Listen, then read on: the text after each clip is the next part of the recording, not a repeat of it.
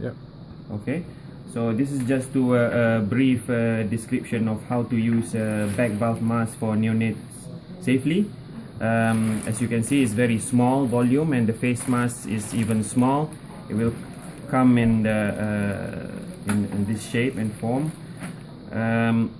Make sure the release valve is open all the time, and it says there 40 centimeter of water.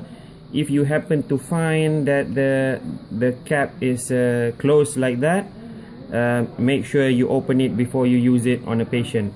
On a small baby, you need to make sure your first attempt at first few breath or ventilation needs to be at least not higher than 20 centimeter of water.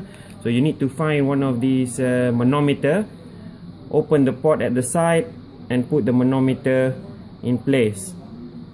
All right. And before you use the bag on a baby, make sure you put the reservoir section of the back valve mask at the end, and it's in the form of a long tubing. And then you plug in your tubing for oxygen flow and turn it on.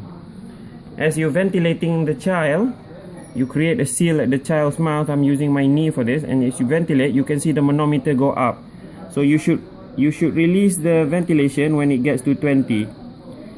Even if you overdo it, the safety valve will make sure the pressure doesn't go higher than 40. As you can see, I was doing it. But you know, if you have control, just go only up to 20. If you struggle to ventilate the baby at this stage, you can go higher to 30 by pressing harder. But of course, if there's no chest movement, you go all the way, it will release at 40 centimeter of water, just to prevent barotrauma, pneumothorax in a baby.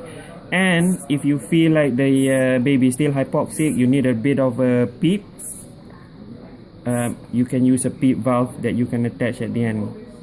You can get it from the airway trolley. Thank you. Now again. Yeah. Okay, just to show you, just to demonstrate that at the moment, you know, you're ventilating at the pressure of 20. If you go higher, you have a release valve at 40. Just to demonstrate to you, just in case you forgot to open this cap, that you can go pressure a lot higher than this. It can go higher, and it can be very dangerous for the lungs, and you can accidentally give a pneumothorax. So make sure this cap is always open all the time when you were ventilating.